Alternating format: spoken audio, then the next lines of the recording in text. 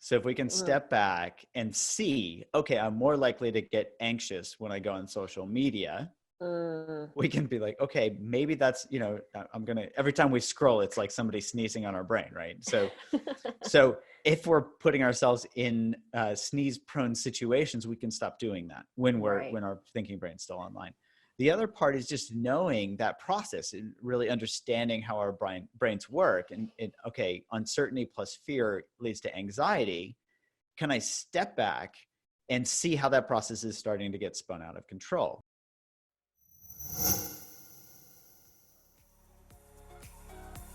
On the Healthy Human Revolution podcast, Dr. Laurie Marbas interviews nutrition and lifestyle medicine experts and extraordinary guests whose informative and inspiring stories will empower you with the knowledge to transform your life and health.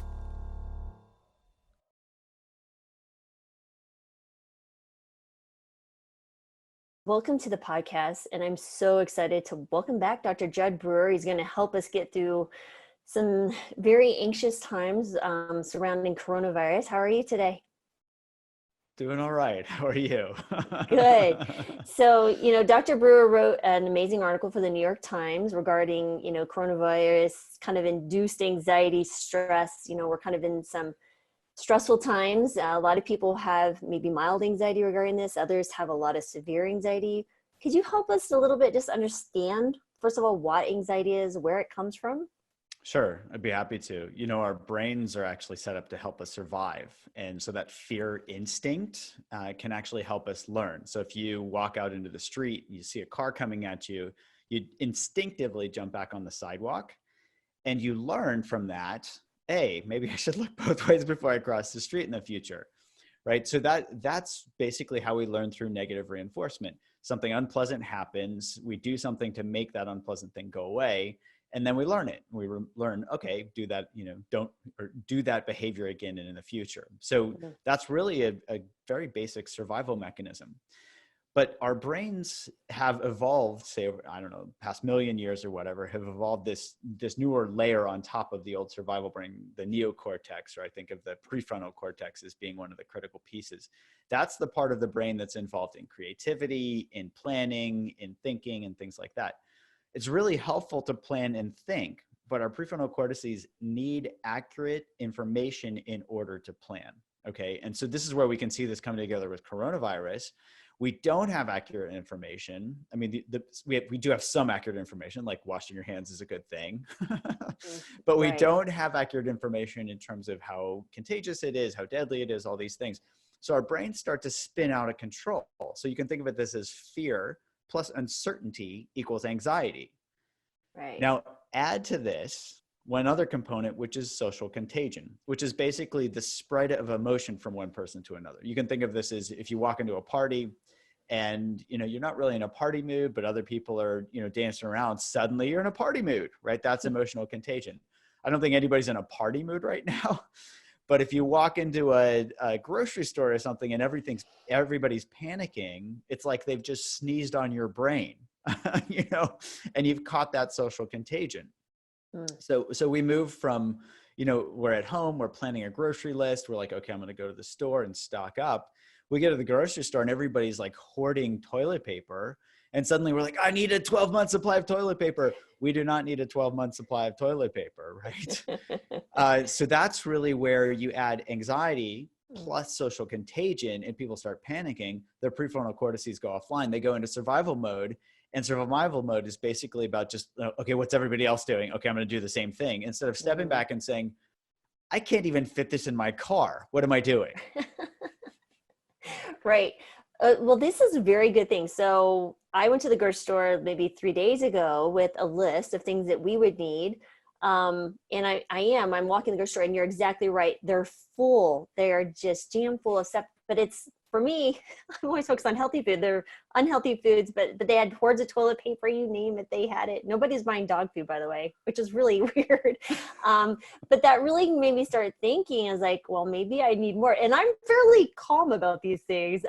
But I was like, holy moly. And the line was all the way to the back of the store, and it took us over 40 minutes just to get to a cash register. Wow. And so I understand that. So, but now, okay, now we're in the middle of this panic, right? You said our frontal cortex is offline and we're doing impulsive behaviors.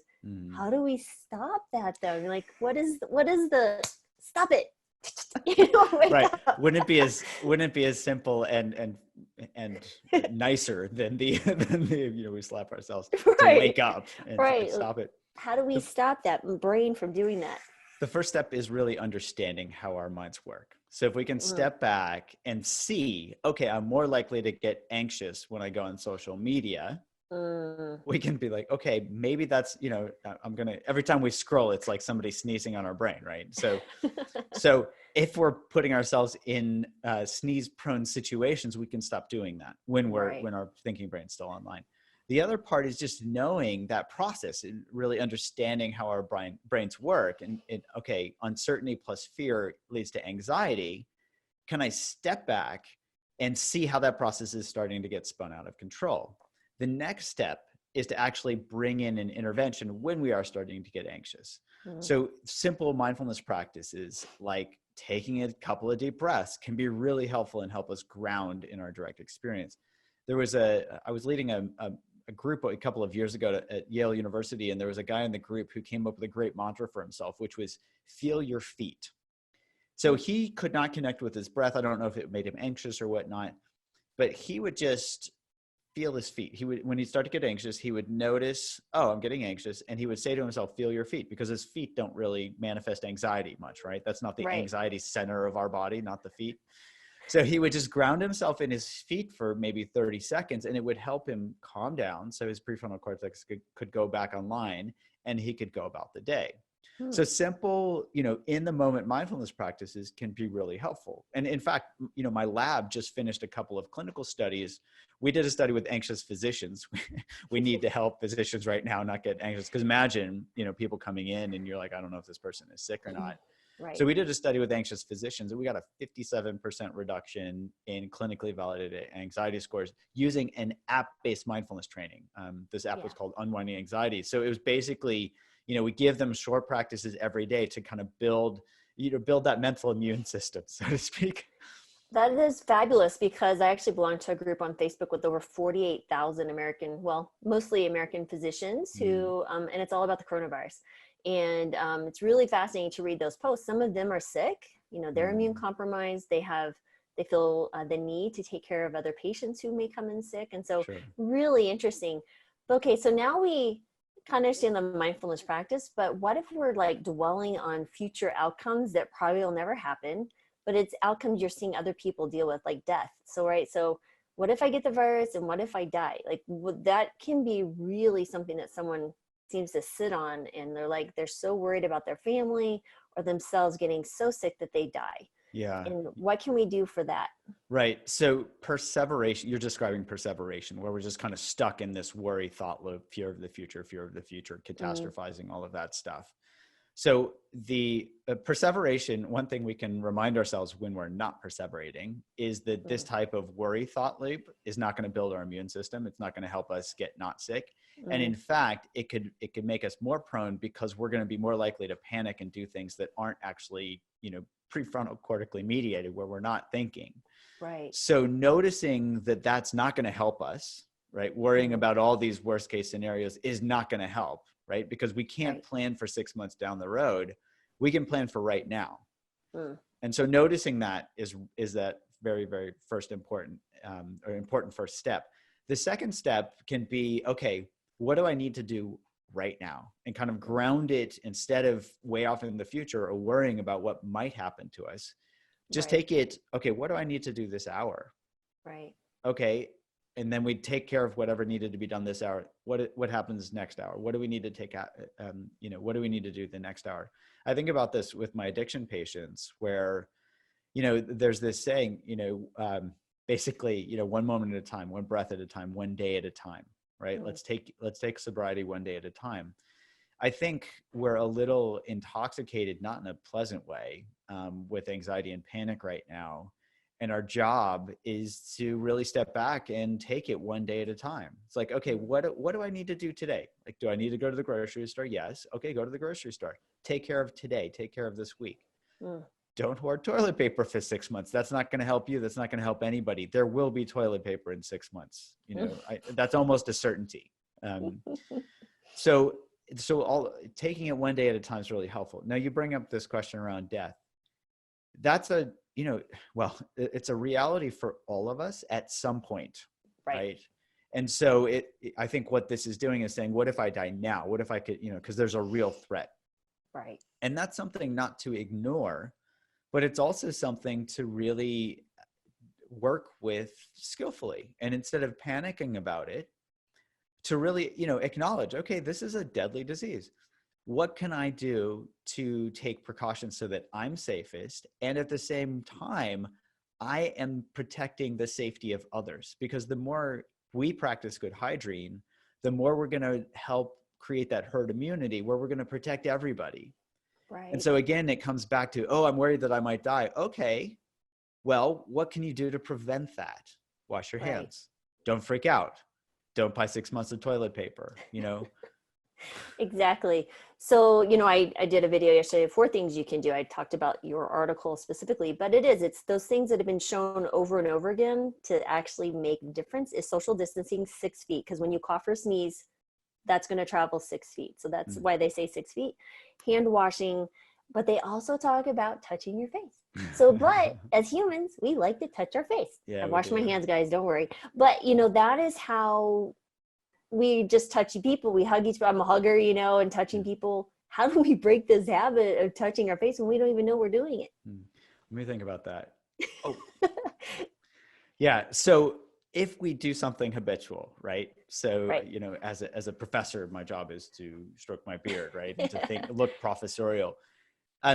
What we can do is when we wake up and notice, I've touched my face, right? That was a habit. One, this actually helps us start to create better habits around physical hygiene, right? Hand hygiene. So I've been in my home all day, right? So I touched my face. There was the first confirmed case in Worcester, Massachusetts yesterday. They've contained. So the likelihood that I am sick is close to zero, right? The likelihood that my wife's sick is close to zero. The likelihood that my cats have coronavirus close to zero. Right. So if I touch my face right now, I can do 2 things, right? Notice, I'm in this habit of touching my face. I can start to become more aware of that and start to break that habit, because I can realize, wait, that's not actually good health hygiene. The second thing I can do is reassure myself, hey, probably not going to get coronavirus from touching my face while I'm in my house. Right. And so we can keep calm and carry on, as they said in World War II. Yeah, absolutely. So getting back to the keep calm, carry on. So we do carry on day to day. We're going to, the sun's going to rise, it'll set, it'll rise, it'll set. Those days will continue. Each day is a little uncertain, but there is some real concerns for a lot of people. Businesses are shutting down, travel restrictions, you're in your home. I'm going to be working on how to eat healthy on a budget, with limited resources. But how do we deal with that real stress of, there may be people who have, insecurities around finances and food. That's a worry. And they begin to really, that really is a situation. So what if we have really worries? We're not just thinking about in the future of dying, but how do I calm myself down to deal successfully with the current issue? I may have food to feed my family tomorrow. Right. So what would you recommend there? Right. So I think here the same practices apply, which are, we can't think if our prefrontal cortex is offline. So, if we have a real issue, today, do I have enough money to buy food for my family? If I can keep my prefrontal cortex online, I can think about, okay, is this going to be a problem in the next week, in the next month? And I can probably not buy the most expensive food items at the store. And I think you'll probably talk about how, eating plant-based diets actually a lot cheaper than eating, a bunch of meat. So we can find ways to make our budget stretch in a way that's really helpful. Right. And at the same time, one moment at a time, one day at a time, 1 week at a time, if we're freaking out about 6 months down the road of whether we'll have a job or not, but we have a job today, now's not the time to worry about whether we'll have a job in 6 months. Now's the time to worry about, okay, let's look at our expenses. Let's figure out what's critical. Let's let go of the things that aren't critical and let's plan. But the planning only happens when we can think. And so this is where the mindfulness practices help us keep calm so we can carry on. Exactly. And so it's almost the planning is the mindfulness practice, right? So you're looking at, okay, well, this is this current situation. I'm bringing that to here, and that may be hard and stressful, but at the same time, it gives you the opportunity to calm down, look at the facts. Yes. Taking away the uncertainty of whatever it is. So yes. Yeah, absolutely. I get it. So now we have the coronavirus, and we don't know how long this is going to persist. We may have a lot of time at home. So how do we begin a really nice, like, how would you, a new beginner in mindfulness practices, what's maybe some daily extras they can do at home when they're not so stressed so that it becomes like a muscle that we're building? What's something that we can do there? Oh, there's so many great mindfulness, practices, and there are a lot of resources, free resources online. We have some free meditations on my website, drjud.com. People can access those. We have a free app called Breathe by Dr. Jud that people can download, and it can teach them mindful breathing. So people can check that out. They don't even have to put in their email address. It's like totally free. Like we're not asking anything. So just trying to put out some resources for folks. So there are lots of ways that people can do that. What I would say is if you can start your day, even with 5 minutes of just, being with yourself, and whether it's bringing awareness to mindfulness of the breath or any other types of mindfulness practices, loving kindness practices, these mindfulness practices that help us loving kindness practices, these mindfulness practices that help us bring kindness to ourselves and others, really great practices. Sharon Salzberg is a wizard at those. And so people can find resources from her, lots of stuff out there that people can get through the internet. Just be careful about scrolling on social media and go right to the resources that you're looking for if anybody's looking for resources. Okay, I think that's fabulous. So I almost feel like it, you need to exercise your mind to be mindful. I mean, the other thing is horticultural therapy I think is really cool, is bringing plants in. I've seen a lot of people, it's almost like a mindfulness practice. They think about their plants and kind of helps them get out of the depression and anxiety, which has been really fun. I've had some really cool interviews around that. So that's another thing, but you can also grow some food at home in a pot, believe it or not. That could be your plant. It's cool to grow and do some other things, but yeah, that's really awesome. So mindfulness just on the situation currently, just bring it, stay calm, carry on, understand the facts. Yeah. And I'm going to, now that I'll be working from home for a bit, Brown just had its first confirmed case. And so all of my teaching at the School of Public Health will go online. Okay. I'm putting together a short 2-minute video that I'm going to put out every morning. So people will have a resource so they can learn about things like how anxiety and panic make our prefrontal cortex go offline. And included in those will be some very simple practices that people can do. So all of that, I'll just put that on YouTube. People can just subscribe to my YouTube channel, Dr. Jud, DRJUD, or they can also hit me up on Twitter at Jud, JUDBREWER. Okay. On Twitter, if they have topics that they want to see. So those are some other resources I'm going to start putting out as of tomorrow morning. Okay. So I'm definitely gonna put the links to your website, to also, there's some great articles, and then of course the apps that you have, the Unwinding Anxiety app, of course, right now would be a good one. Your YouTube page, and then Twitter. Are you also on Facebook? I am a little bit, but I don't go on social medias that much. So I'm mostly on Twitter. Okay. It seems like a lot of professionals like Twitter. So that can also be a bit of it's so fast, right? It's just constantly feeding. It stresses me out. Actually, Twitter stresses me out. So I go to Facebook. But yeah, I think we're all possible risk of, this, because we all don't know what we have. We feel responsible for people and patients and other things. And so those practices that you're you're conveying to us are really, really helpful. I've certainly incorporated many of those things I've learned from you in my own life, which is super helpful. So thank you. Is there any last bit of advice you'd like to share with everyone?